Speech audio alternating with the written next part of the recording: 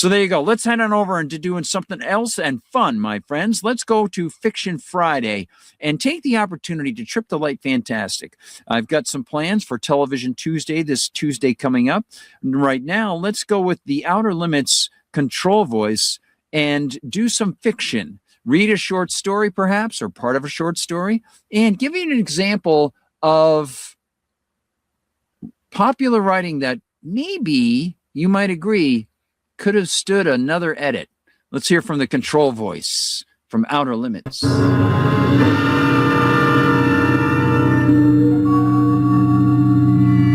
is nothing wrong with your television set. Do not attempt to adjust the picture. We are controlling transmission. If we wish to make it louder, we will bring up the volume. If we wish to make it softer, we will tune it to a whisper. We will control the horizontal. We will control the vertical. We can roll the image, make it flutter. We can change the focus to a soft blur, or sharpen it to crystal clarity. For the next hour, sit quietly and we will control all that you see and hear. We repeat, there is nothing wrong with your television set. You are about to participate in a great adventure. You are about to experience the awe and mystery which reaches from the inner mind to the outer limits.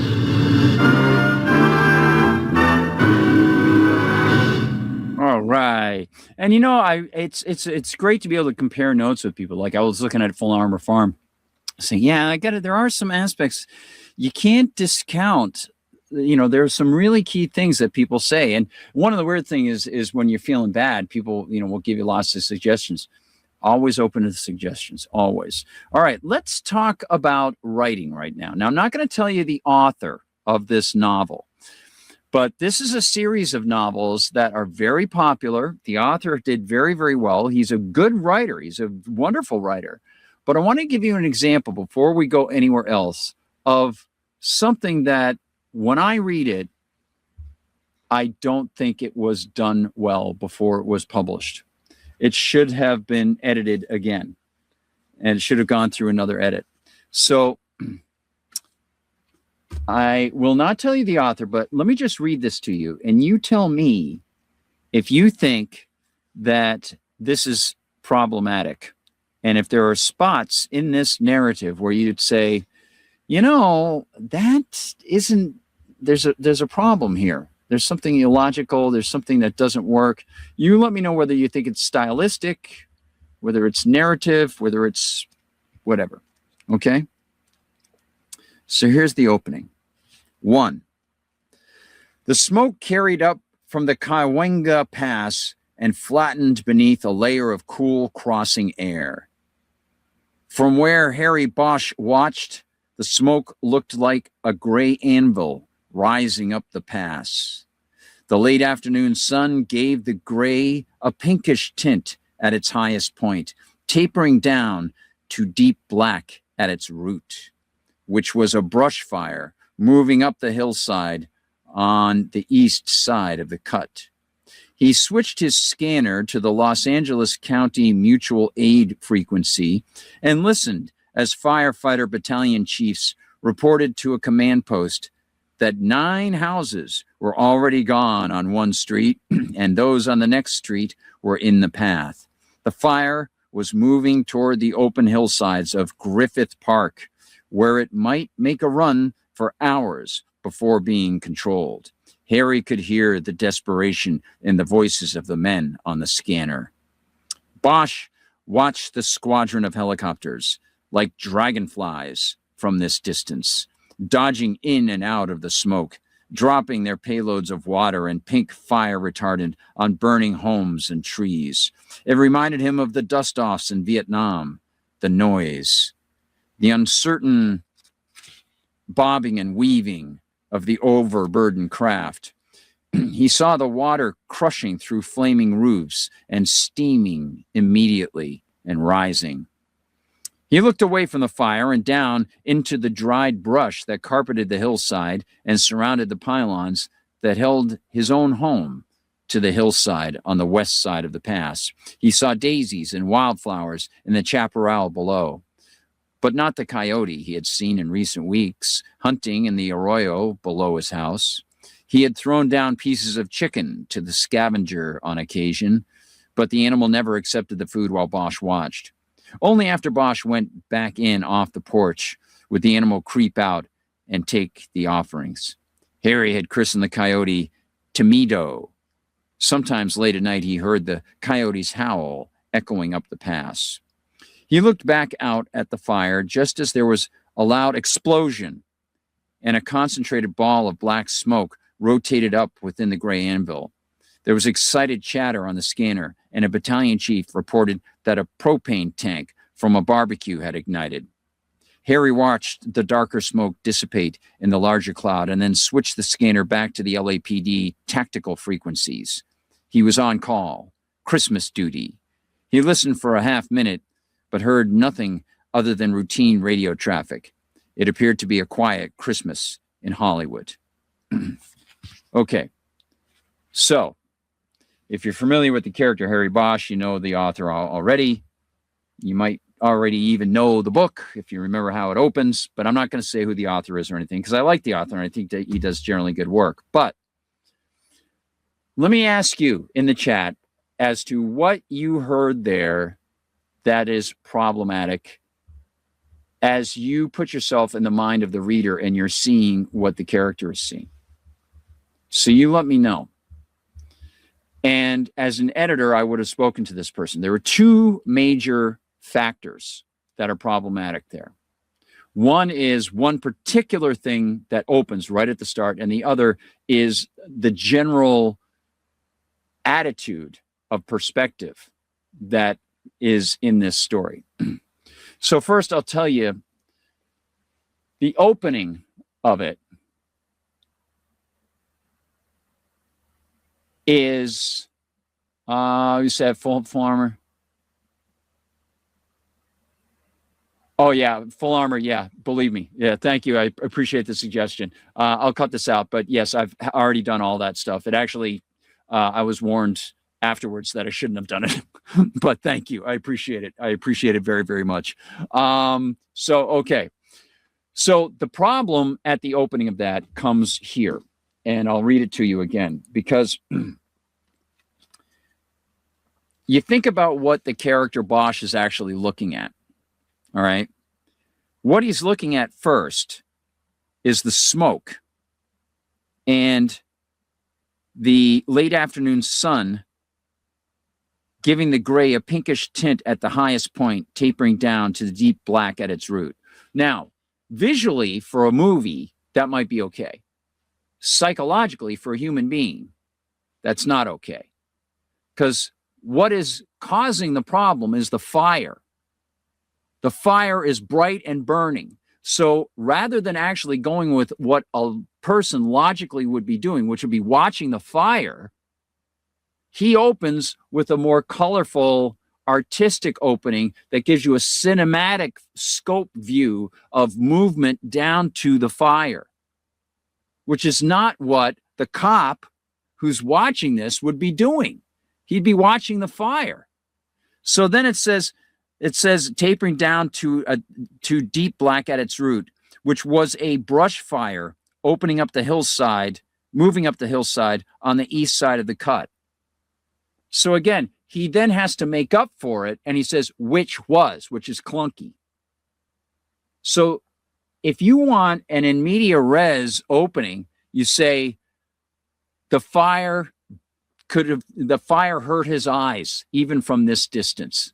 It had been burning for such and such a time, billowing clouds of smoke so high into the sky that even the late afternoon sun beyond the horizon was touching the tips of it, turning it pinkish or the color of blood or something like that, right? But the problem there is you got to get back down again, right?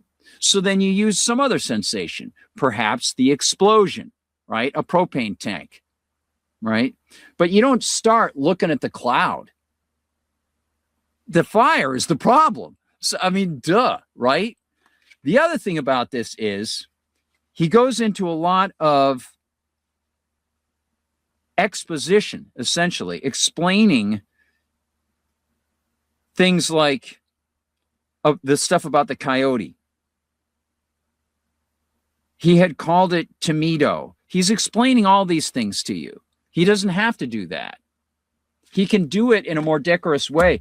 Wow, hadn't seen Tomedo around. You know, that scrawny guy.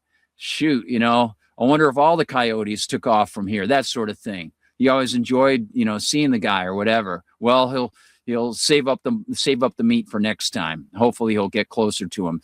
So what you've got there is an opening of a story that distances you from the person who's actually the perspective character. The perspective character is Harry Bosch, right? But what he does is he tells you Harry Bosch is watching these things, but then he slightly pulls you away from Harry Bosch and starts to tell you what Harry Bosch has been doing. That's exposition. That's a slight removal from the perspective character. The perspective character wouldn't think that way. He wouldn't think Harry Bosch had called him Tomedo. Of course he wouldn't do that. It would be, hey, I wonder where that coyote is. Oh, geez, I hope he's okay, you know? So, and this is very, very simple stuff. Like, this is some of the easiest stuff. If you're ever an editor for something and you're going through something for somebody and you see that and you say, well, no, this is your character. This is your point of view character. Your POV comes from this person. Now you're stepping out of the POV. That doesn't work. You can't do that. Now, you can do that scene by scene if you have another character who comes in, and some writers will do omniscient point of view, where they can literally be in one scene and skip from person to person to person. But even there, with omniscient point of view, you generally have a dominant point of view character, and that person will dominate most of the scenes. It's a strange thing to look at that and say, okay, that was a best-selling novel. That was like a big moneymaker for what company? I can't remember. I don't even know. It was Harper, I think. But it should have been fixed a little bit. So I won't tell you the author. You can look up the character and you can find it out. But he's generally, you know, pretty good. So, all right, let's do something special right now. Let's go into what I've got so far for Fuel. I think you'll be digging Fuel.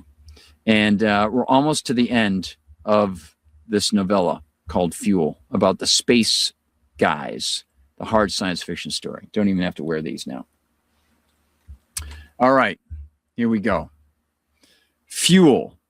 This is the hard science fiction. Will be coming out hopefully pretty soon.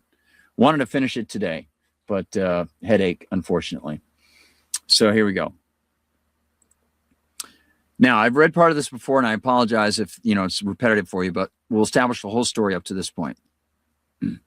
I've seen things on this journey, things I never imagined, things I never will forget. Here, swimming through the depthless cold of space, I've been blessed. Through life-protecting plexi, densely packed, my cornea have absorbed the most dazzling and most subtle dances of light, the most breathtaking creations of God. Human eyes, likewise created by God, witnessing the once invisible, once unattainable creations in the sky. The jagged frozen wastes of the belt, the broad clouds of particles, murmuring like space starlings in the wake of our advance, the splintered sunlight rising and reaching through spokes of misty, deadly, ice-bouldered rings, refracting, defraying, orange, vermilion, and rose, past Neptune and across Saturn's eye. Oil, gold, laid out in 3 infinite dimensions, the most precious of gifts. And yet, I knew from day one that I was not cut out for this space, this place, where suits are helmeted and fueled and heated and cooled, guarding against the stark reality that surrounds this tiny can of rivets and rust and would freeze or blow out our veins in seconds. I miss the rain. I miss the natural flow of air. Even a slight breeze, something random and unexpected would do. But here, all is artificial sameness, grounded in steely silence and in the unnatural silence lurking ever long beyond the shell that our engines propel, beyond the roids and across the void. I realized this early as I assimilated the first seconds, minutes, and artificial days aboard the ship. But I suppose I suspected as much in the weeks prior, when I summoned my resolve and bit that proverbial bullet and decided, for money's sake, to put my feet aboard the radiomonic bullet and make a little dosh to get back on my proverbial feet. Johnson? Well, I early could sense that he was a different sort. In the grand family tree of man, his branch and mine had taken altogether divergent paths. One might never know when and never fathom where, but he was quite a different breed.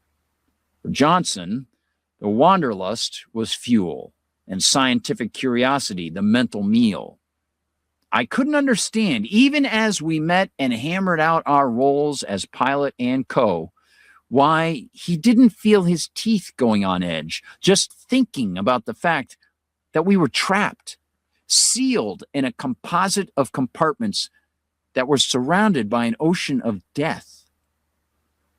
If the overworked, underworldly engineers had screwed up, if the calculators had miscalculated by the tiniest fraction of a millimeter as we navigated, if one of the air systems went down or the heat decided to give us the cold shoulder, well, that was it. Slow, dissipating, crushing, icy death as we became one with the surrounds of space. And if the rockets got too hot, if our radioactive coal furnace threw off more energy than the Chaipov shielding and our special meds could repel or convert, we'd have to spangle our shortened lives with a lot more glitter and buy our carbonized caskets early to well prepare. How other people couldn't feel these feelings or think these thoughts virtually every moment one accelerated, adjusted, awoke to the phony photons inside the rubber-belted tube or checked the screens and fuel, I just couldn't understand. But Johnson and I, we were different. And in a way, I suppose that was good, because without his seeming nonchalance, the chalice of our mineral winnings would not have been sufficient for me to last that single strident space job I decided to take from Pluto to Earth. So you can imagine my surprise and sense of unease upon seeing his furrowed brow and hawk-like stare, focusing on the nav as if he were staring into a confounding abyss when I climbed into the bridge circle. "What's up?" He shook his head, turned to the right of the screen, scanned a second, smaller display, gaudily showing a set of scrolling digits that ended in something red, and hovered over it, evidently unaware of the fact that his usual avian features now glowed like the face of Mars, bringer of war. Anomaly, I think. Something's pretty damn close on our path, according to the multiplier. It's about, he glanced back at the visualizer, then at the digits. It's about 6 C-clicks. Damn, you kidding me? It wasn't noted by the nav rammers when they plotted the course? Johnson just shook his head. Jeez. After a moment's study, in what seemed like a dive into imaginative contemplation, he straightened in his swivel chair and put his hands on either side of the first screen, tilting his head up towards the air ducts. It could be something new, shrapnel from an asteroid collision that shot out along a new vector. But whatever it is, it's too close to our path to risk it. Damn, man, a reroute? His sharp eyes fixed on the screen as if it were an insult, and he pulled one side of his thin lips. Well, at least we have time to change course. But you know how it is when even a slight correction becomes part of the path. One decision leads to another, especially this close to the belt. Oh, Damn it. I sunk my butt into the co-seat beside him and strapped in. I'll set about the changes if you're cool with notifying the chain about this new object, he said. Can do, I replied. With a bit of whimsy swirled into my anger frap, I added, okay, if I add some expletives for their binary delivery? Well, sometimes our differences weren't so different at all. Be my guest, Shakespeare.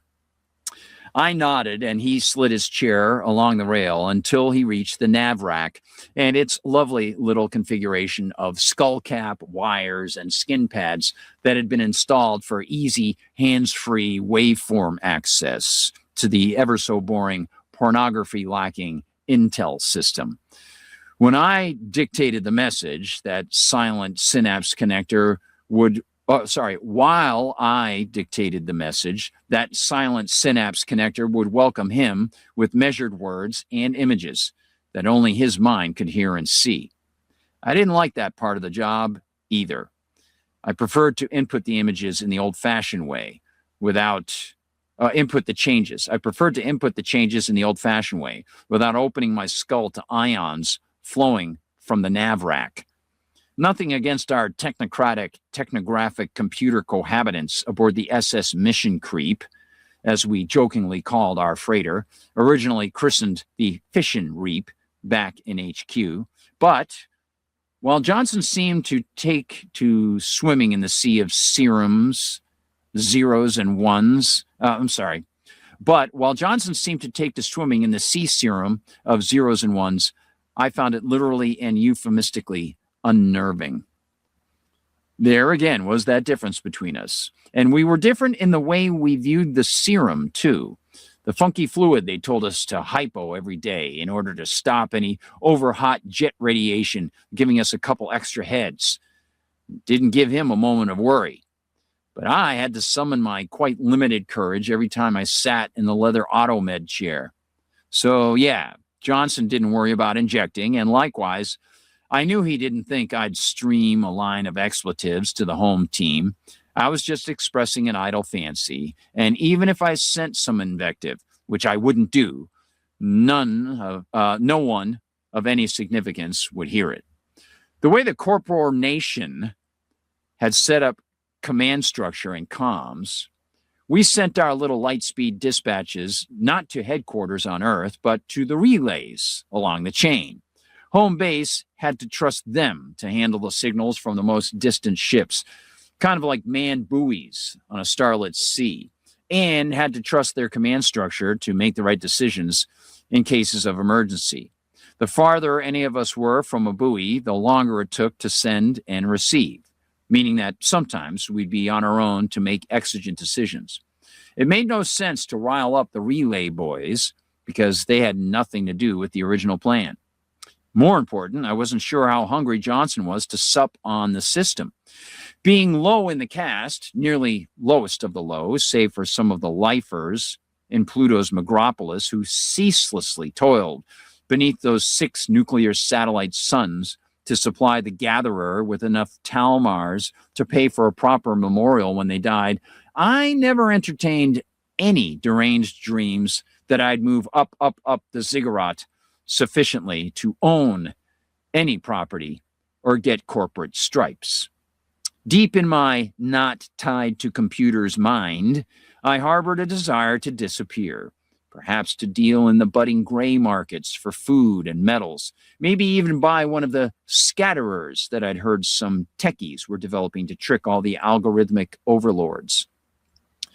I'd never outright ask him, but Johnson wasn't new to the shipping game. Or I had never outright asked him, but Johnson wasn't new to the shipping game, and he seemed interested in at least a few more runs. So, despite my stark awareness of the fact that this anomaly in our path had been overlooked by the lords, and regardless of my frustration over the fact that a nav change would force us to do a whole series of extra calcs to avoid obstacles on the new route, and despite knowing that we'd have to recalc our deceleration point where we'd be at equilib and 0G, and we'd set the auto rotor to flip our standing orientation to use the decel to mimic 1G, and the 9th day midway would become a 10th or 11th day midway. I wasn't going to rock the space boat if Johnson thought he would be able to make what some might call a good career in the corporate world. We were pissants, but we were different enough from one another on enough levels to give me pause before I did something rash that could screw up his plans. He was good at his job, too, reflected by the fact that by the time I completed the dictation and made sure the message was sent, Johnson had completed not only the new first-level adjustments, but the entire reroute, and the ship was subtly changing course, something I could feel in my chest and see through the portals. Like a mercurial lady friend, her mind and actions were diverging from the original plan. So I clicked my mic and headset into the holder and asked him how it looked for the midpoint. And he pointed at his little screen. Says here 3 more days after our initial rewrote. And after that, the nav had to compensate to avoid any undetected edge scatter from the orbital zone near Uranus. Do you think another ship stirred up this thing in our path? And tell the truth, I'd have to get access to the whole line's charts, then start doing the reverse vector analysis to see what might have hit this thing or pushed it or pulled it. He briefly moved his hand in a brushing gesture. Not into that now. We let the silence of outer space fill the inner space. Then he put both hands together and pointed at me with pressed index fingers. I'm hungry. Want to grab some grub? Or want to grab some stuff? Sounds good. Now a little chapter break. Well, man, I told him as I theatrically dabbed the corners of my lips with my tie-dye bandana, one of the few natural things the Corporo Nation had let me bring aboard the Fission. I can't say that was satisfying, but it's a hell of an improvement over the protein pills. He ran an index finger along the inside of his plastic bowl and sucked the brown, gravy-like remnants into his mouth. Agreed.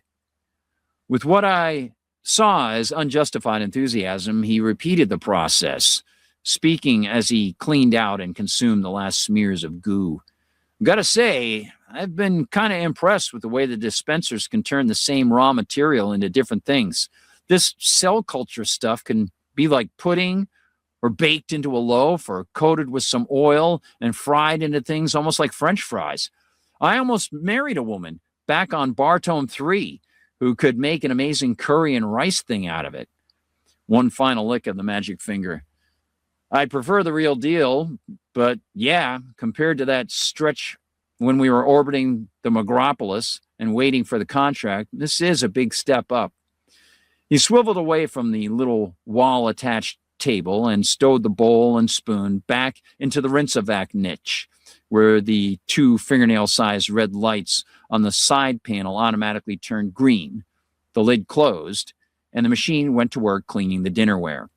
Since Johnson and I liked to keep the mess lit in a twilight blue tone, the effect of those lights was like a little tiny Christmas celebration, flashing on and off at dusk. Christmas lights. Just about that time of what we used to call a year. 2.5 billion miles away. He was wiping his finger on his shirt when he turned back to me and lassoed a look of curiosity around my little pet handkerchief. I've been meaning to ask you, Nick, where you got that. Oh, something of a memorial. Indirectly, anyway. Dave Trent gave it to me as a little something extra after I brought him that apple hooch. And he got it from Wilkerson's team before they headed out last year. He'd worked on their thrust capacitor, so they made him an unofficial member of the crew. I think all 10 of the guys had one of these, and they used to wear them around almost everywhere. He tightened his lips, nodding, as his eyes did a kind of slide to the floor. And too bad about those guys. Yeah, all the more reason to be sure we secure a totally clean flight path. He nodded again, clearly adrift on a sea of thoughts. Did you ever see any of those old Western shows, man? The 2D cowboy flicks and black and white TV? Yeah. I remember loving those as a kid, thinking about traveling on the range and all that. The new frontiers and the riches awaiting, ripe for the taking.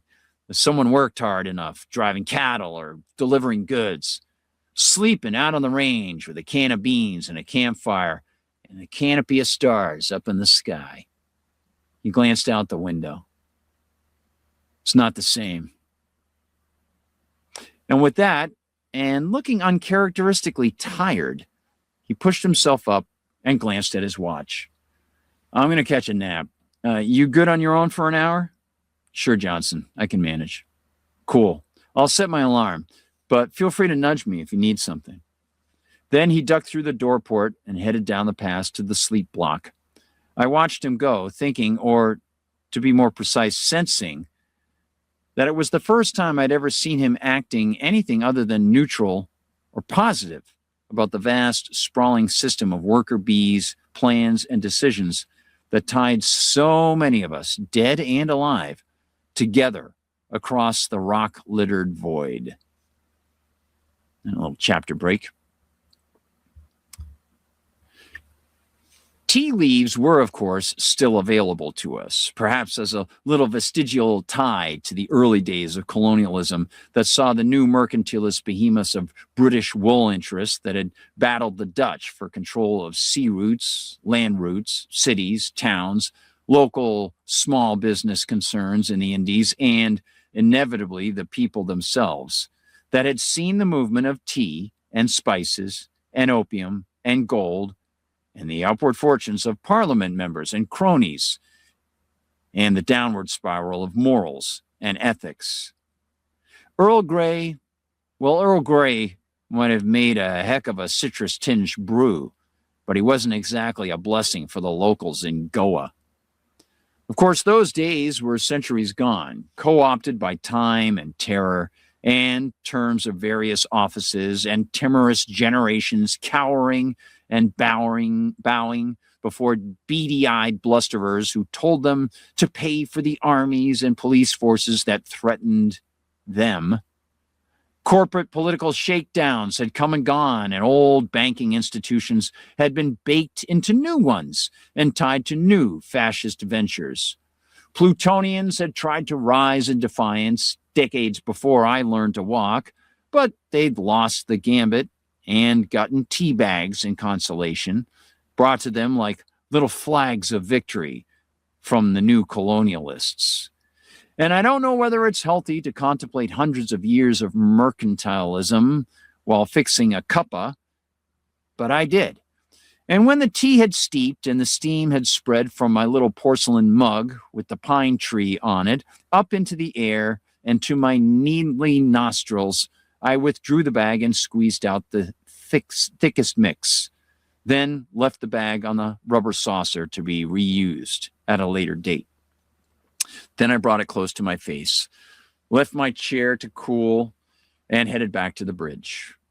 The route took me past the sleep chamber, and I noticed that Johnson hadn't nestled into his bunk, but was sitting on the slim afterfoam mattress and covers the corporation had so kindly provided. I was set to walk by, but something in his hand gave me pause. Even from across the 10-foot space, I could see that it was one of those old-time physical photos. And I guess my hesitation caught his eye because he looked up and turned it to face me. "Old girlfriend?" I asked. "No, man." He rose and brought it to me. "I found it in one of those books the runners left in the stow." He showed it to me. Not a girl, that was certain. It was a pic of 4 young guys, all in uniformly new blue boiler suits, all with regulation haircuts and regulation smiles, side by side, arms over each other's shoulders, near the ramp for the ship, in some port that kind of reminded me of Titan 16. But there was a fish and chip shop in the distance, past the steam and the bundled multitudes streaming between them and the merchant area. Who? I think it's the crew of the Helena Howe. Something sharp knifed my spine. The H.H.? I accepted his offer to look more closely in the better light of the corridor, and the 4 eager, anticipatory faces smiled up at me through the years. Their story was legendary. 4 heroes lost in the cold and salty sea of space when I was a toddler, I thought. Didn't they abandon ship? He nodded, and I remembered. Never found again. The life pod signal kept people guessing for months because it kept bouncing around the asteroid belt, but nobody could find them. I think that either this book came from the HH after being resold at one of the markets, or suddenly it hit me, or this is the hell in a how. Again, a nod. I bet it is. I think they refurbished it, fixed the frazzed heating system and went down on those that fixed the frazzed heating system that went down on those guys and put it back into use to save some cash. With tech improvements, they don't need 4 guys to ride it, just 2. When I handed back the old photo, we both kind of stared at it in his fingers.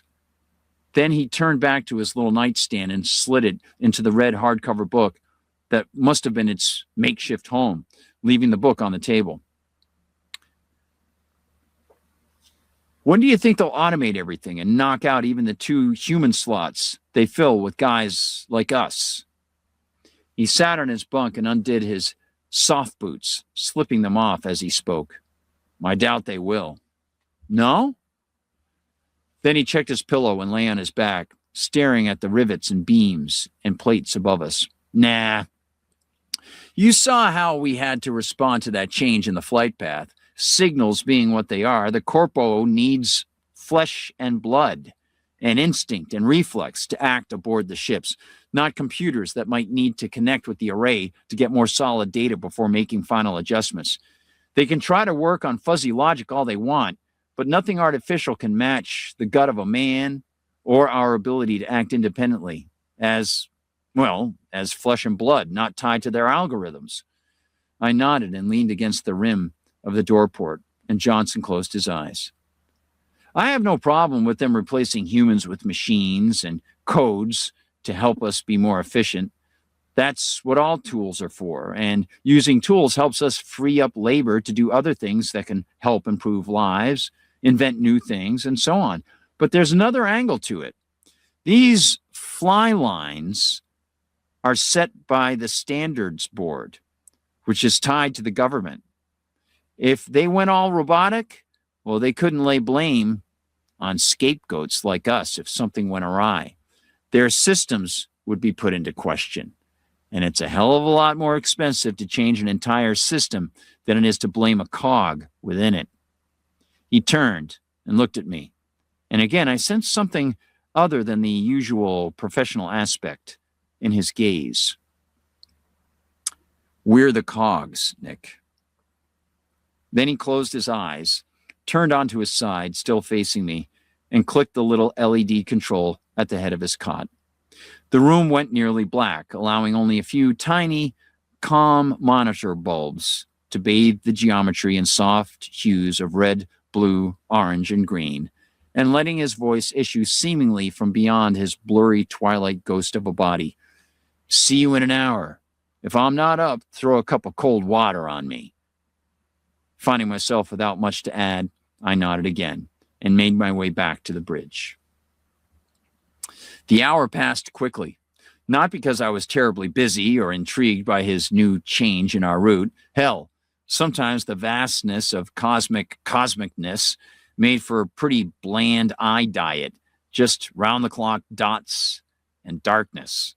No, I settled into the pilot chair and made a quick check to see that the nav was keeping us on the new course. Then, sitting there alone, with nothing but the vibration of the engines and the mental note that I had to get my next injection in a day, I stupidly let the blandness dilute my thoughts, and I got crushed by exhaustion.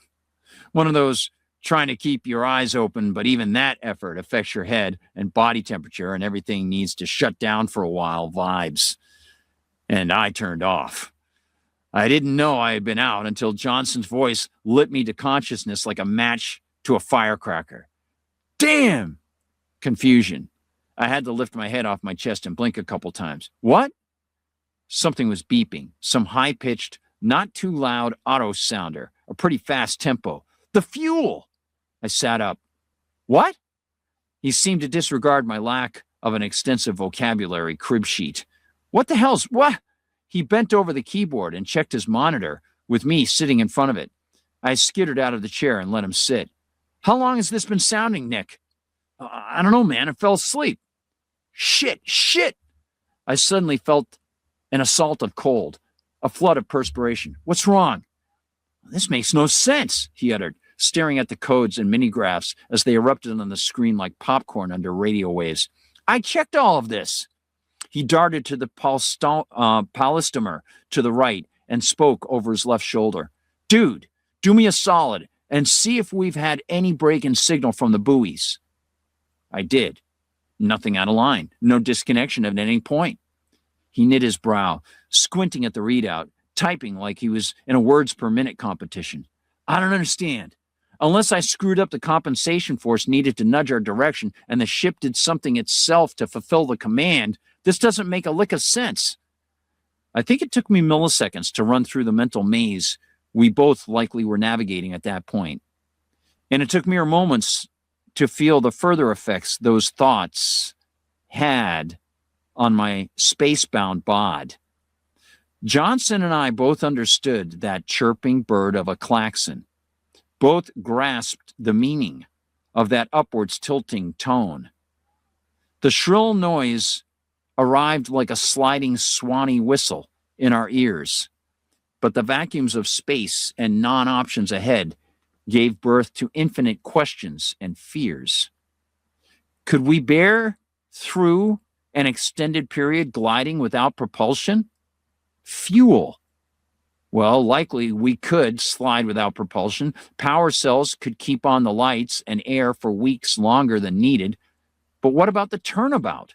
What about the moment when we swung the floor to face opposite from what it did now, and when we swung the engines to push back at our momentum in order to slow us down?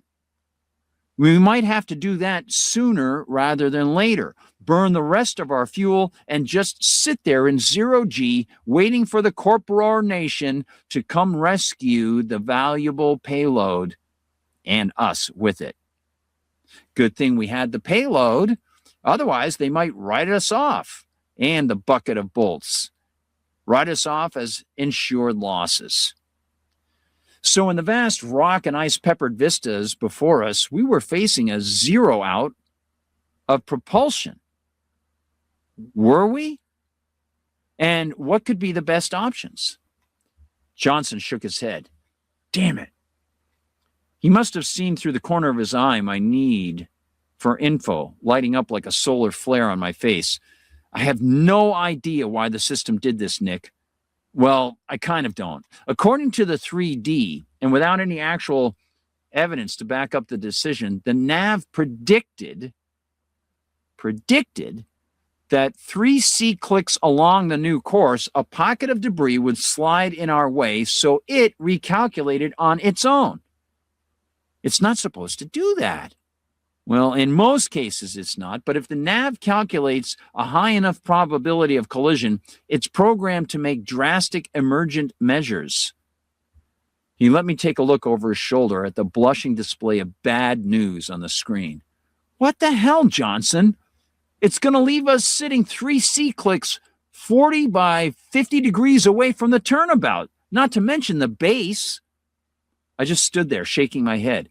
I didn't want to be on this journey any longer than required, and now, not only were we going to be stuck out here, wondering about their dedication to our well-being as we sat, played cards, and tried to remain sane, there was the secondary question of what the corporation might do to deduct the losses from our pay. Losses for which we weren't responsible, but which the division heads no doubt would claim we were responsible. The dismal life of Pluto looked less gray with each Talmar I imagined the DHs would take. So, I found myself saying, what next? I'm not as seasoned out here as you, but I don't see a lot of options. Me either. This is a real CF. He sat back, shook his head, and with the intensity of a prosecuting attorney, pointed at the controls. Why the heck did they slip in that kind of an override? Then he paused, waved the accusatory finger, and resumed with, I don't mean the override in general. I was aware of that existing within the nav. But here, in this instance, it's insane. There's simply zero on any chart that would raise a flag. I checked and double checked. The path was clear, and it had a clean probability cone in every direction. Damn it. Anything we can do? I don't think so. Settling in on his statement came the silence. I got a sense that we both recognized our powerlessness in the mission and the larger scheme of things. We sat there next to each other as the coiled spring of our riches unwound and the reality of wasted time and wasted life grinned at us from the abyss. A few alternative ways to make a living, like driving the mine cores or resurfacing the solar protectors around Venus, well, those came to mind, but they were just blips.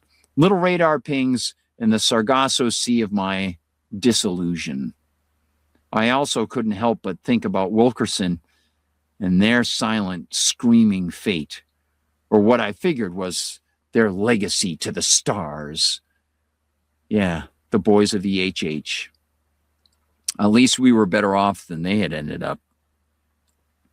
Is there any wood around here to knock? I asked my fiery friend, but he just lifted a thin eyebrow as if it weighed 1,000,000 pounds and got up. I'm going to do a soak and think about this for a while. We've sent word, and the nav alarm will send out its own notice. Not much we can do until we hear something back about the rescue patrol. Damn it. He slid out of the dark throne of the pilot's seat, and I watched him leave. Then I turned the alarm to silent, sat back, and stared out a nearby plexi. There wasn't much to see, so I closed my eyes. It took me a lot longer than normal to catch that train to dreamland. A little chapter break. And I didn't stay on the tracks for long. I'd slept in the co-pilot's chair before, but it wasn't as comfortable as my bed. So after what might have been 20 minutes of some furious REM cycling, I stirred, decided to officially hit the proverbial sack, and got up. Johnson wasn't in his little cell when I reached it. Likely, he was finishing his time in the zero-G soaker that we both like to use as a way to get clean while loosening the muscles and bones. And I was prepared to disconnect from all of the immediate worries and to sleep when I thought different. Instead, I stepped into his open room and sat in the chair beside his little bunk, thinking, waiting for him to return. I honestly can't express why I went in, but when I had been in the chair for a few minutes and started to get bored, I noticed the book he'd shown me. He had put it on the afterfoam near his pillow, and the bright red starkly shone against the sheets. The title, I could see when I held it, was not inked in a different color, but was imprinted in the red board, a collection called The Blush of Blish? ? It was big, and it was heavy, and when I opened it, I could see that it had changed hands more than once, because various readers had circled or checked off stories and what appeared to be novellas and novels in the tome, perhaps indicating their favorites. One of the guys had put his last name beside what must have been his circles, leaving Parker as testimony. Another, using check marks, had been named Abbott O'Neill. Funny, though, because both of them had written tiny additional comments near some of the stories they had chosen, comments that fit the same strange pattern. Saying, for example, add 2, 100.23 times 45, and add 1-6-0.05 times 120, which, of course, made absolutely no sense. And I had no time to make sense of them because Johnson walked in while my eyes were staring at the numbers. I heard first his bare heels thumping on the floor weave, then looked up to see him enter while he wiped his slick dark hair with a washclotter. The rest of his slim bod was wet, glistening in the sublights, highlighting his lack of body fat and some long, thin, pale scars on his shoulders and the base of his collarbone that I had never noticed. And he wore a white towel wrapped around his waist. "Hey," he said, finishing the bit of drying left for his hair. "What's up?" He tossed the clotter on the seat, and I got up from the bed to bring the open tome into his view. "Just looking at the book those guys left. Did you notice this?" I turned it so he could see without angling his head, like Anubis hearing an Egyptian prayer in the air, and he set his perspective on the code. Something that fed on adrenaline stirred in my gut as I watched his look of perplexity graduate to something like suspicion, then blossom into something more like amazement. "Well, those look like coordinates," he softly offered, as if to himself. "Yeah? Yeah." And he looked up, eyes shifting across planes of thought. Then he settled back on the digits. "They're in this zone. I wonder why they put them in there."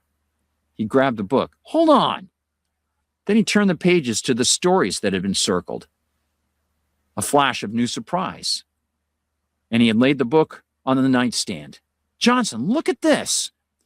Following his finger as it tapped the open pages, I was able to discern that one of those guys had put little underline marks beneath various letters. "What's going on here?" I asked. He tapped my shoulder and pointed at a small cubby niche in the blue wall to our right. "Grab those, will you?" A pencil and spiral notepad sat there among other debris, so I got those and handed them to him. He responded like a man possessed, transcribing the letters onto the notepad. His head bobbed back and forth, body slightly angled forward, as if he were a mental case who never took proper RNA.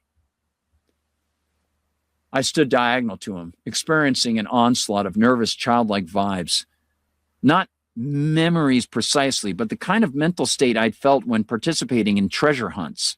It was the anticipation of a puzzle picture coming together, that feeling of revelation as one ran the curve of a corridor in the forbidden sub-basements of Megropolis 6 to find a secret ladder that might lead through floor after floor of citizen sleepage all the way to the sky.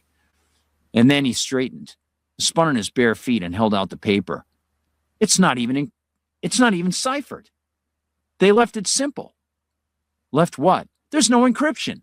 He grabbed a pair of sweatpants from his closet slot and headed for the portal, waving for me to join. It's the HH crew. If this is real, it looks like it tells us where they went and why. Chapter break here. Fuel. He held the pencil with his teeth, tossing me the notepad as he slid into his sweats beneath the towel. In the dim cerulean bath of the bridge, I tried to read the first few words, something about a readout with a capital R, but it was easier to listen to Johnson. It looks like they were in dire straits, but one of the crew members had done side hustles with smugglers in the belt. He left me to follow him in skin-tingling bewilderment as he pushed his gaze and fingers across the components, into the keys, and against numerous controls. Every sinew of his quickly moving body seemed fueled by a suddenly revealed confidence, as if he himself had been recharged and reinvigorated, reassured to act, undaunted. Then he poked a read screen. That's it! And he plunked into his seat to type some more. What? They left a parallel record on the drive, and it wasn't erased. Same digits, dude. I approached, peered over his shoulder, and took in the lines of green and red moving beneath the 3D grid. Holy shit, he nodded. He typed some more, some letters and numbers, and watched the interface respond. Then he turned back to me. Dude, remember growing up, the history lessons about the Megropo rebellions? How they almost severed the supply chains to the Corporo armadas? You mean the seesaw year? I sat down. Yeah, vaguely. Wasn't it like every month or few weeks, colonies wondered if the fleet still could get its bloody hands on enough neutro to move their patrols and supply the peacekeepers on the ground with ammo and food? He smirked. Peacekeepers. Then he nodded again. It looked dicey till Silk developed that method of synthesizing neutro. I remember my one-year history teacher said that about the rebels, and that they came damn close. He focused on the screen and poked it with a fingertip, as if committing an act of defiant surety. In the intervening months, the rebels set up a patchwork of bases, little stepping stones, along a few damned dangerous paths, and I wondered as a kid if the so-called authorities were able to find them all. His eyes traveled back to his face, or my eyes traveled back to his face, and his expanding grin told me everything. They didn't find them all, I said. Oh, sorry, I'll read that again. My eyes traveled back to his face, and his expanding grin told me everything. They didn't find them all, I said. I don't think so. Again, he pointed at the screen and its permutating array of arcs and branches, obstacles, and dashed paths. This is amazing. You think they tried to reach a depot? I do. And I think they made it. I think that the reason they disappeared, the reason no one ever found a damn trace of them, was because they knew about remnants of the rebellion, the black marketeers who grabbed a few threads of the old network and kept them going. Something flashed on the screen and kept flashing.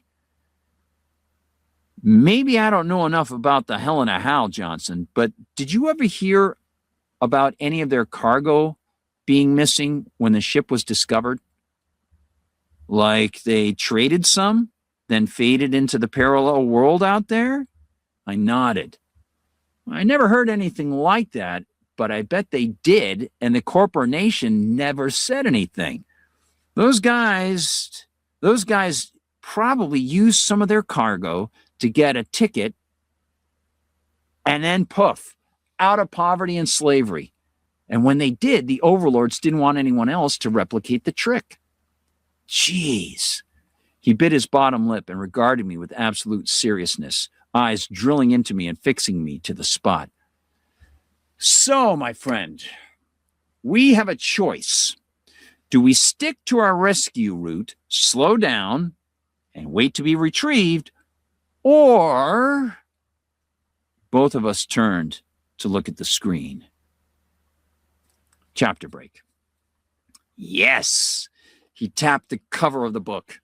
Still a lot of hard questions, but they left more clues.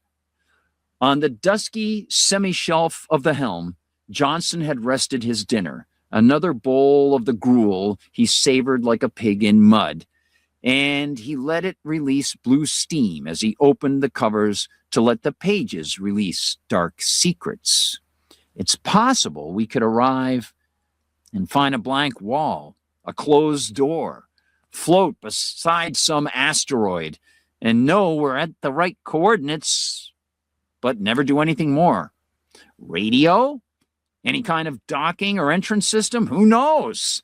The place could be damn dead. It could be manned by people who are smart enough to lay low, or they might even try to blow us up. I nodded. We both understood the gambit that was risky enough to leave us stranded, or close to it, until the authorities, so-called, found our distress call way off track. They got us, and they punished us like the creative corporate violence dealers they were. What do you think? I asked. He sat back, leaving the book open on his lap and picking up the bowl and spoon. I finished swallowing a bit of the stuff, tasting something like soy and beef tallow combined. And in the moment it took me to generate a coherent thought, Johnson had anticipated it. I mean, he began, I know you were only in this for the one journey. I never asked you what you intended after, what you wanted overall. But I knew you wanted the paycheck and then probably sayonara. Well, that's right. And I originally wanted to fashion a career in this, but I got to tell you the truth, man. A lot has changed for me since I started up. Like what? He downed a spoonful. Well, you know that woman I told you could do wonders with this stuff? Well, not personally, of course, but he smiled. Right, right. But you know what I mean. I thought we were doing something special. I thought we were going to get married. So I began to make solid plans. He ate some more and put the spoon down in the bowl, tapping his finger on the rim. Blown to hell. She hightailed it with some other guy. Well, he didn't betray much, but I caught a glimpse of something. The vulnerability, perhaps the self-doubt of a child. Then he looked up again. And when he did, he had a tightening in the corner of his mouth. It had tightened into a sculptor's depiction of almost sardonic amusement. Well, I stayed in the shipping corps anyway. Well, why not? I guessed that at least I could make some dosh. So why risk it now? I don't know. He appeared to wrestle with that, tilting his head, glancing away at the monitors that were most distant from us in the protective metal hive. I gained a bit of perspective on ways the corporation treats its own. Tricky, underhanded moves. I had heard rumors, but now I watched as pools of shadow collected in his downturned eyes. Well, now we're so close to the other side. Something tells me to find out what it's like. We both seemed lost to grab more in the department store of words. So we just sat and ate and let the ship move us into that new ocean of debris and emptiness. Far, far away, through a few plexis to my left, the distant dot of Sol shone, cold and unfriendly.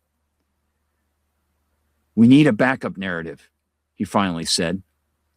We need to put together some kind of communications trail, you and me, to leave in the system that makes it look like we got here unintentionally.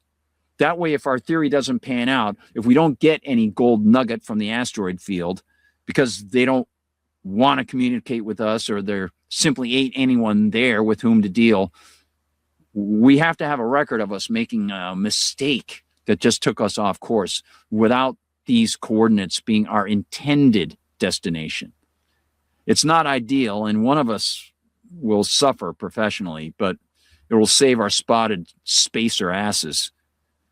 I nodded. Let me take the blame.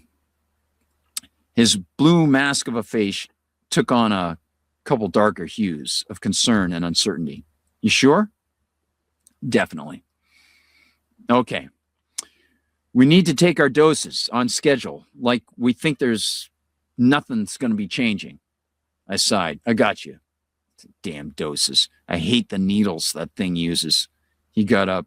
Well, maybe someday they'll perfect that nano airborne inoculation they tried on Altos 4. Altos 5? No thanks. He moved to the nav. Time to do this old-time style. What's your input code? 81234. And then he was slouching over the visualizer and settling his fingers on the keys. I don't know how you do this, man, he softly uttered, his voice full of focus and care. How might not be the operative word, Johnson. There have been far too many times moving this crap for the corporation when I've wondered why. Now, chapter break. Of fuel.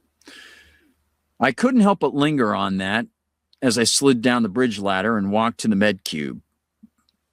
When a political entity, otherwise known as a gang of thugs, claims ownership over every resource in the solar system, including you, the idea of autonomy, of independent actions based on independent valuation, becomes nothing more than a curdled joke.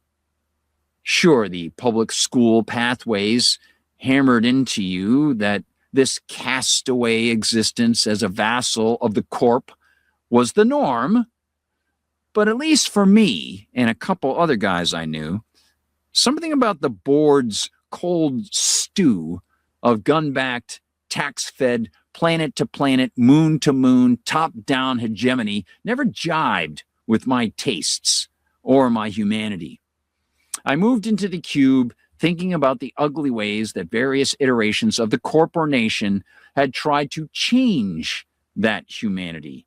Always in secret, always for our good, of course, once the crimes had been discovered. And it went to figure that most of them were never discovered. Some, like the public school pathways, stared us in the face, hiding behind nothing more than shimmering veils of generational normalcy bias and for the children blather. I used to believe fairy tales. Then hunger and grime and not wanting to do time wove a lifeline so real that I desperately used it to lasso a ride aboard this radioactive rig. And so I sat in the med chair, rolled up my right sleeve, and let the weird robotic thing do its robotic thing, thankful that I only had this to deal with. Just this, sliding through space, making money, while the solar citizens, glued to every habitable planet and moon, toiled under artificial suns, ate artificial food, breathed artificial air, learned artificial facts, and dreamt of artificial success, defined for them by the corporation. The unsettling sensation of the pleather seat, the tightening grip of the auto restraints, and the prick of the needle in my vein reminded me that I was separate, apart, a free radical, and I had a chance to disappear. And as usual, I employed that thought to calm me as the plunger plunged and the med chair performed its titular ritual. Soon released, still feeling the warmth of the serum, I slid down my sleeve and sat up my bod, which is when the ship decided to bellow and shake. Chapter break. It's cool, it's cool. Johnson waved his hands in a kind of smothering a sheet motion, which was nice and all, but didn't answer the billion questions racing through me as I climbed into the bridge bubble. We were still on course, he explained as I joined him at the consoles, but the turnaround wouldn't finish before reverse thrust kicked, and the G's were going to be intense. Premature deceleration, incomplete rotation. I sure hadn't signed up for those. There was no way humans could stop a ship traveling at speed without using reverse thrust along a very specific power curve. Too much thrust would crush us and rip apart every metal-sewn seam. Too little, and we'd blow past our destination. My calcs say about 2, rising fast to 4G, Nick. I turned and hurried into the co-pilot chair beside him, and he glanced at my arm with the sleeve still rolled up, likely tying that to what must have been my pale mane. You just take your shot? I nodded. Then let me know if you're gonna hurl. How long we gotta handle 4Gs? He didn't look happy. 10 minutes. Oh, man. Not enough time to rotate the floor either. A human being could handle maybe 20G for about 10 seconds, 10G for about a minute, 6 for about 10 minutes, and longer than those stretches for each. Well, death through blood pooling and brain damage would arrive like a big, heavy, heaven-greeting fist. We could live through 4 for that long a stretch, but it wouldn't be luxurious, and it wouldn't be comfortable. Alarm blaring its roller coaster circuit, the rising and falling sound yanked my stomach with it. Even before we pushed those jets, I pulled my belts as tight as possible. From the corner of my eye, I saw Johnson doing the same, reminiscent of early recruiting days for the job. He had joined years before I had, but I figured he was just as green at this kind of deceleration. Damn it. Get ready. I closed my eyes, heard him click some keys. The chairs should swivel and rotate for the best protection we can get. The voice beyond my eyelids sounded disembodied, as if I were listening to some kind of a recorded story back in my bunk. Ready? He sounded calm, tone flat. Here it is. There was a momentary delay after his fingers hit the keys, and then a colossus roared. Every human thought, every human action, every mechanized translation and leveraging of human design and test and fuel collection and hope and multi-layered agreement and cooperative act and corporate diktat shook us like toys in the hands of kids. The G-forces slammed, and the fluids in my body moved like part of a hydraulic press, pushing into my back with hot and prescient anger, as if knowing they would stay there once my body went slack and turned into a lifeless meat sack. The skin in my face and fingers chilled, as if bathed in ice water, and I felt disembodied, melding with the cacophony and shaking with indescribable force. I forced open my eyes to see Johnson with his own clamped closed, a curving, spattering, twisting release of vomit flowing back from his mouth as he pushed it out with his tongue to keep from choking. Then, as we rolled past the 90-degree mark in the throes of the turn, the puke sort of levitated off him and towards his forehead, then up further, which really was down compared to our former alignment, and the glistening brown crap he'd consumed lingered like a sewage cloud. And I closed my eyes just as he opened them, and we exchanged glances. In the body darkness, I remembered my mom, present but not. Her voice outside my little astronaut box in our hovel back on Triton, asking if I was okay. Then it was done. Done. Silence. Stasis.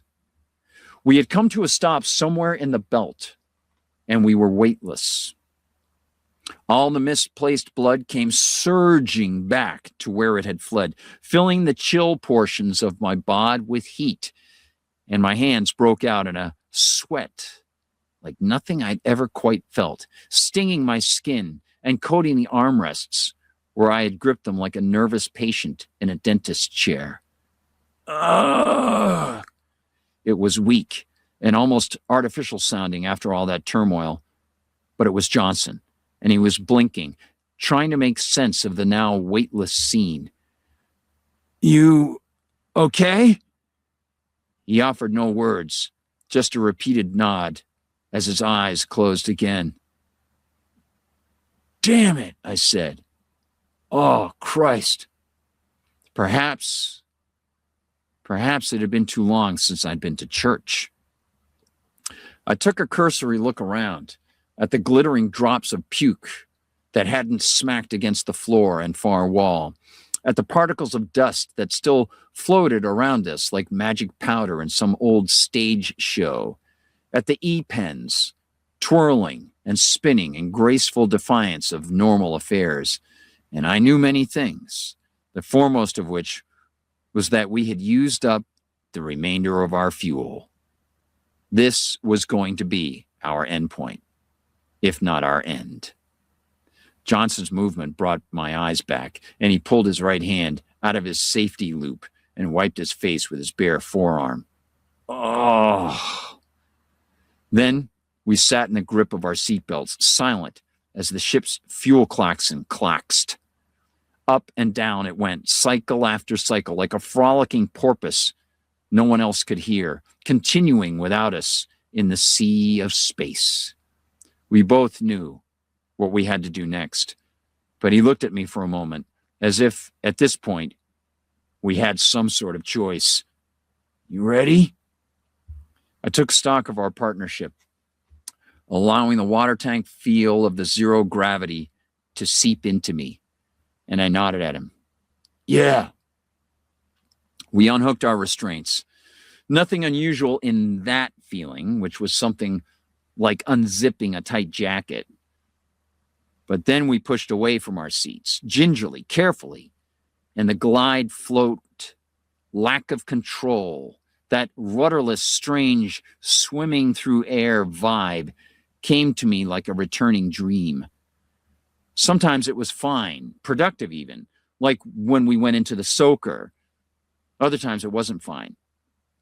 And this was the latter. It presaged what I knew was coming.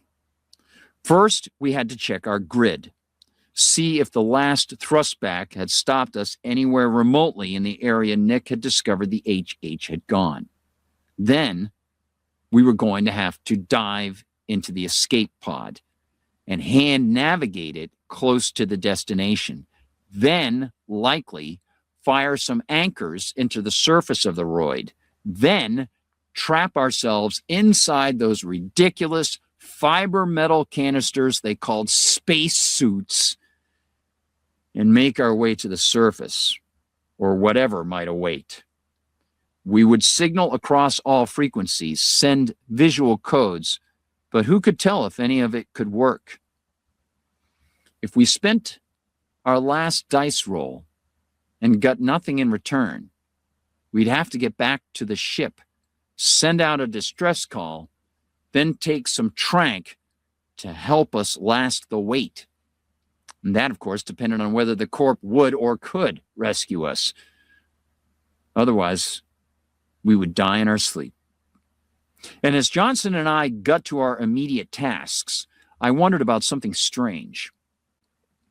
I figured that tens of billions of people in the Bowery busted solar system could recall their own quick, tiny thoughts and anxieties brought on by engaging in a practiced act that had become part of something or preceded something larger and riskier.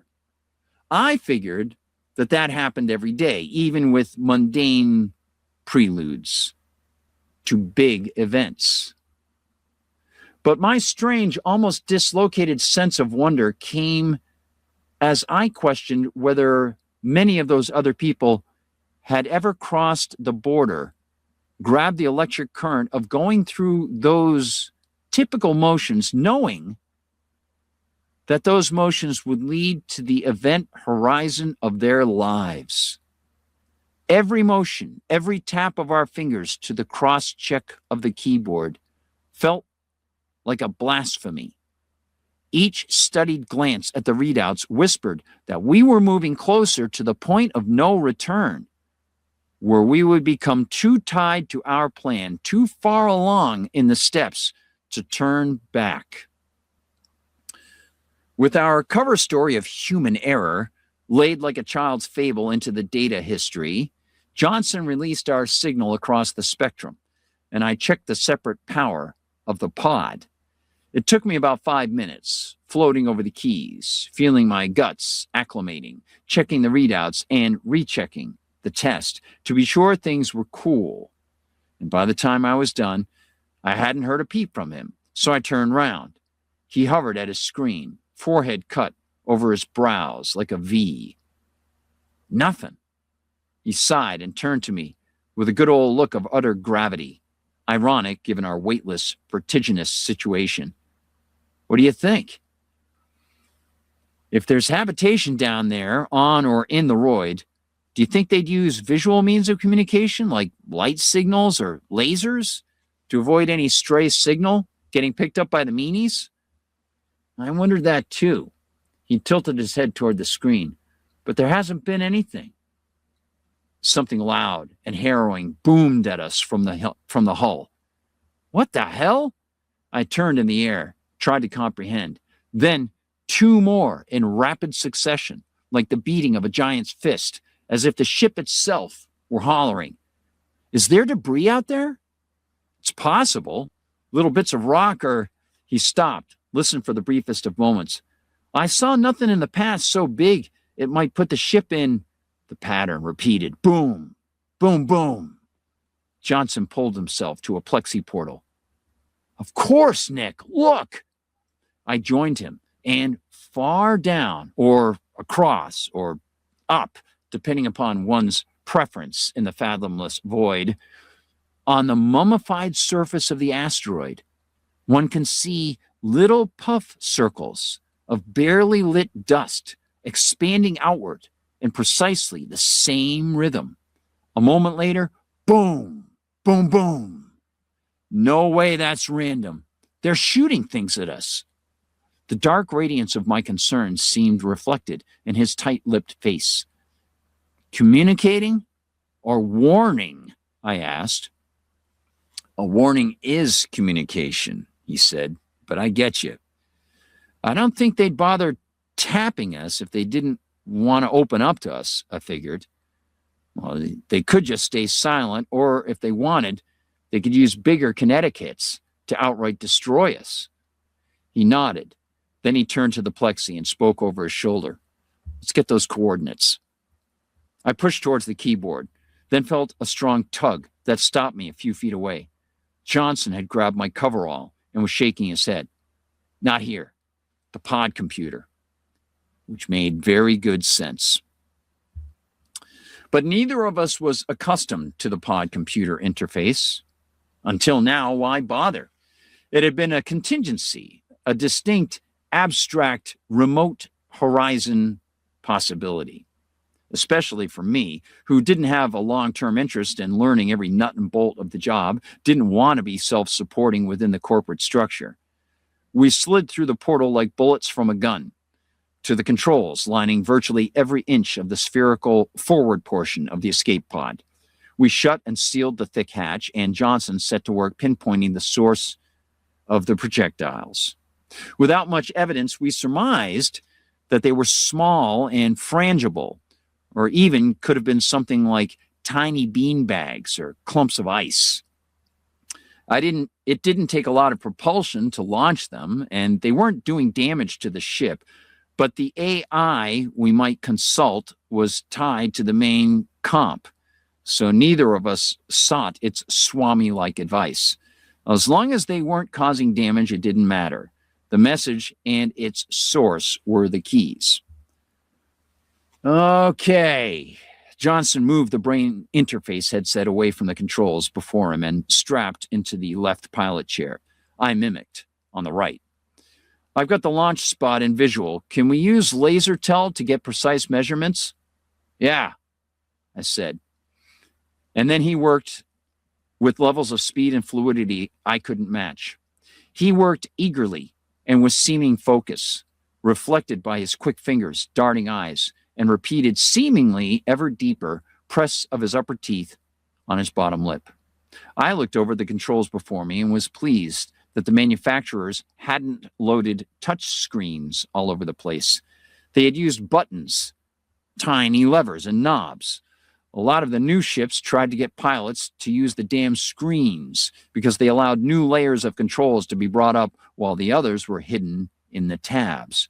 But that space saver forced users to look at the screen, when the best thing for any pilot, be he in space or in the atmosphere of a planet or moon, be he on a boat or in a rover, was to have eyes up on the environment ahead, not searching with his eyes on screens inside the rig. Fingers, tactile, better. And my friend worked those controls, nodding, appearing to double-check a couple readouts, and slowly releasing. And okay. Got it? He stared at the small Visi screen and its crisscross of bullseye, scale markers, and marching digits. Yeah. The light of determination burned in his gaze as he tore it away from the controls and regarded me like we were World War I conscripts called to go over the top. Ready? I swallowed a thick salamander of saliva that seemed disinterested in moving. I hoped our fate would be a bit better than what met most of those warring boys in World War I. Those boys so long ago. And I brandished a raised thumb. So he set us off. The decoupling tech worked like a charm, vibrating the pod as the clamps pulled back and the jets released a quick, soft 10-second burst. Going in slow, he said. But the asteroid before us seemed to approach pretty damn fast. From a distance of 4 miles, we slid through the cold emptiness until we had traversed half the yawning gulf in less than 3 minutes, and the pockmarked, cave-riddled surface loomed, filling the plexi windows at an angle slightly below, parallel to our path. Bits of ice and rock that floated like studs on the celestial backdrop slowly disappeared behind our target, eaten up by the ever closer ashen face of the Roid. It was with mild trepidation that I saw him press some buttons and felt the G-force shift in what was a lighter, less stressful mimic of our earlier decel. Then we were stationary, face to ugly face with the object. 5 miles across at the widest, Johnson said, reading. Not sure of the other dimensions. Scan reflection and light refraction indicate a mix of basalt, ice, carbonaceous crondite, like most CICM types, minus a few volatiles, phyllosilicates, clays, ammoniated phyllosilicates, maybe ice bound in what looks like hydrated minerals, probably from some sort of aqueous alteration. He locked on me again. You want to release the hounds?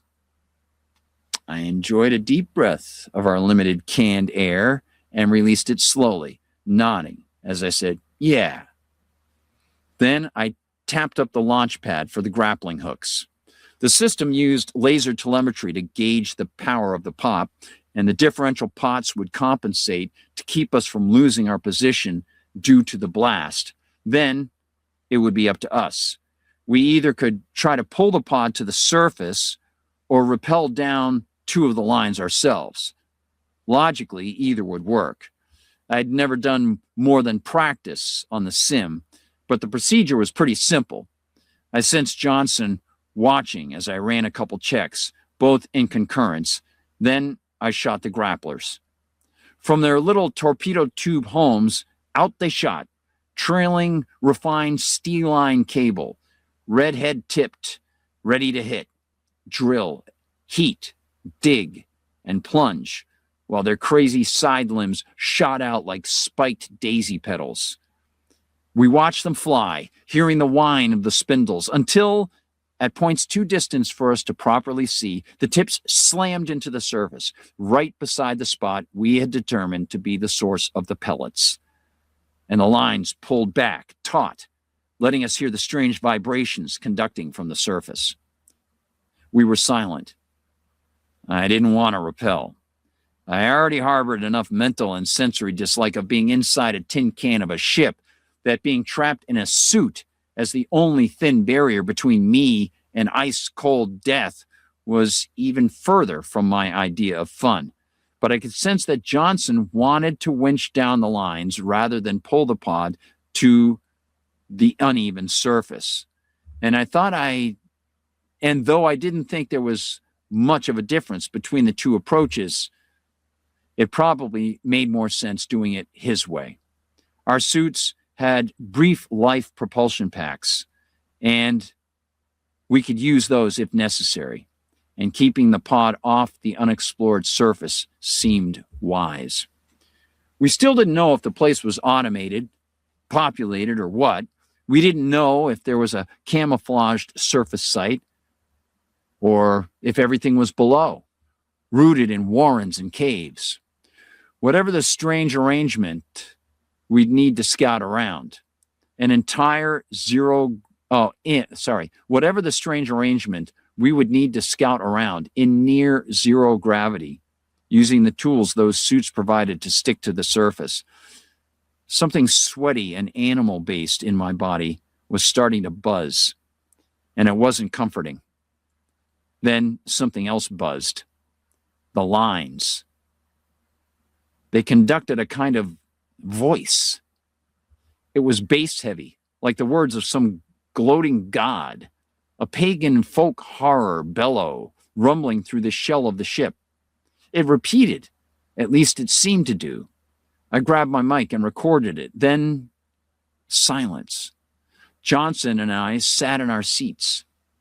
Jesus, he whispered, eyes surveying the canvas of clay and carbonite beside us. Nice trick, I managed, bringing the wave to the screen and running it through an audio cleaner. A man's voice, kind of. All it said was, "Welcome. You are almost done." Another pause. I did the same as before.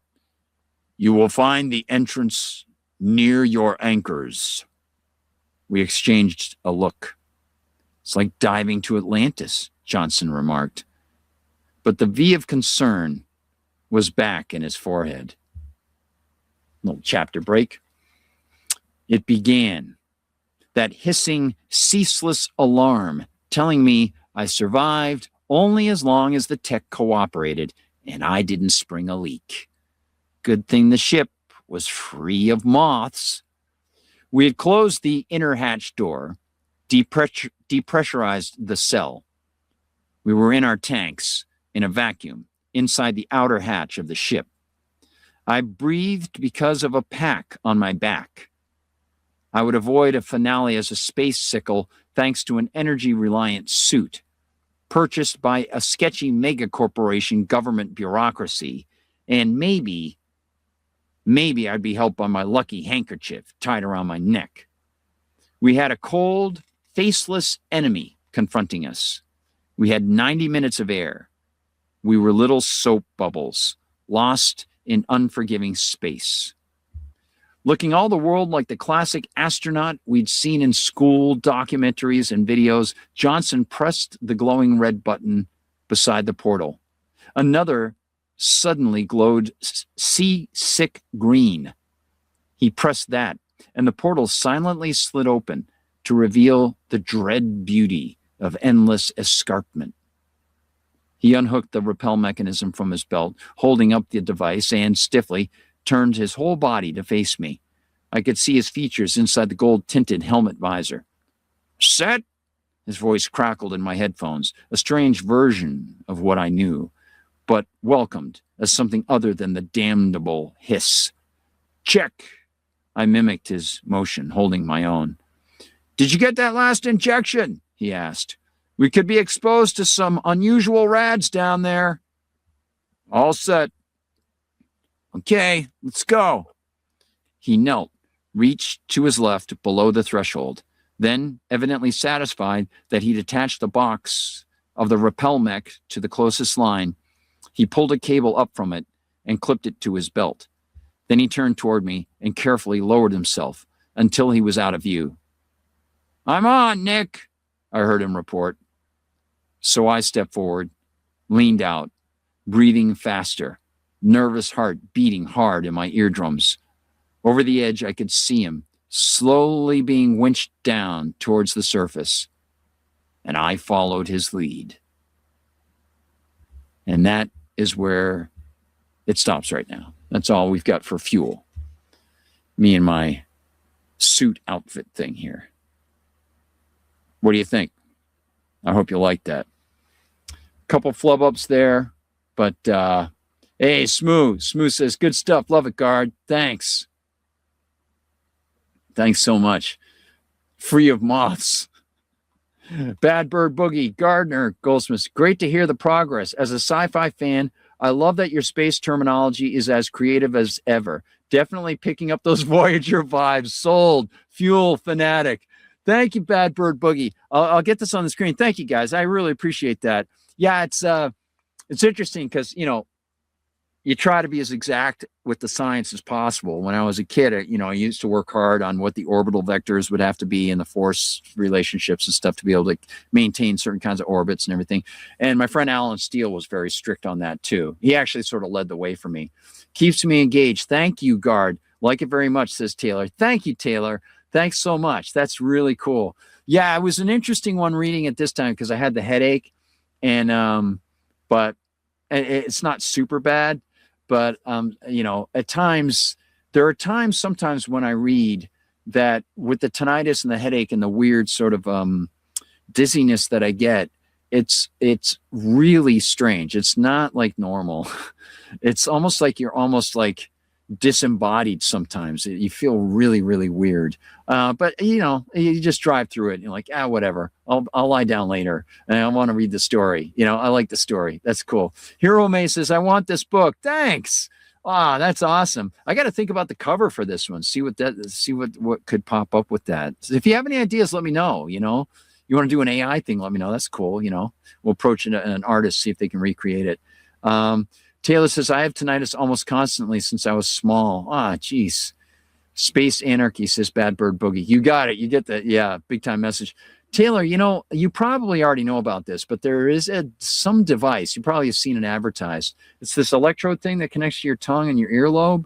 And I guess some people are getting some help with that for tinnitus. Pretty interesting. Also, was it you? Somebody, was it Taylor or Marty in David's chat suggested that bilateral stellate ganglion block, which again, it sounds very dangerous and invasive, but it's actually pretty simple. They just go in a couple millimeters with some Novocaine type stuff and they hit the ganglion, and they say that that's also helping people. So check it out. Bilateral stellate ganglion block, if you don't know about it. And I don't remember what the item is, but you can look up the terminology for the electrode thing that connects to the tongue and the ear. By the way, any updates on Tower, edit, and or release?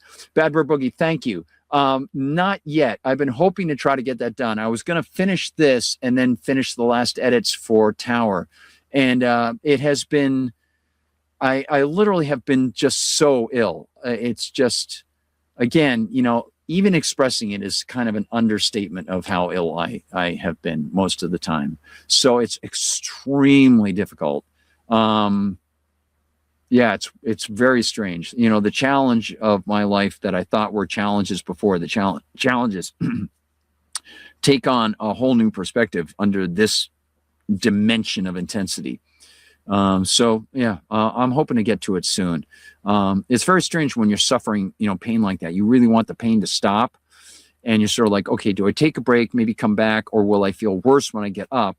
And then it's, do I do the work and try to get it done now while I'm feeling really bad? Is it just going to be worthless spinning my wheels, or does the practice of doing that actually get you in a mode where you can get stuff done? I typically can get stuff done for a little while, unless I'm super. Yeah. Bad Berg says, understood, pal. Yeah, I'm real sorry. Yeah, it's yeah. Oh, Caroline and Paul, boy, you got a great memory, Caroline and Paul in Tower. Yeah, I can't wait for that. And I've had 3 new story ideas, and I really need to get to them. I got to get healthier. I've got to get physically healthier. And like, for example, somebody said, oh, I really want to get you over to Ireland. Family members like, well, we have to look at this logically.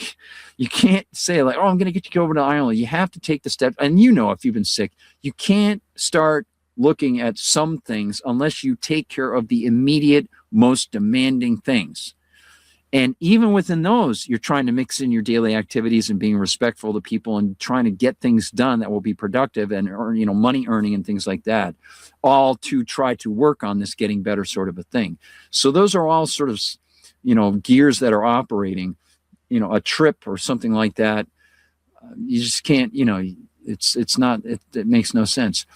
There you go. Yep. Hero May. Membendazole 250 milligrams, ivermectin 25, just from Dr. Campbell. Right on. Isn't that great to see? And I don't want to be too enthusiastic about it, but we're hearing a lot of good things about that for cancer. It could be good. All right, I better go. Thanks for hanging out, everybody. And I know if you're watching former Star Trek writing fellow, probably like, what are they talking about? Well, just check out Liberty Conspiracy Monday through Friday at 6 p.m. on Rumble. And you can check out our pre-recorded segments on YouTube and head over to my Substack, the Gardner Goldsmith Substack, and you will see more every day, Monday through Friday. Check out the pro-liberty freedom message. And with that, my friends, I will leave you with a little something. We now return control of your television set to you until next week at this same time, when the control voice will take you to the outer limits.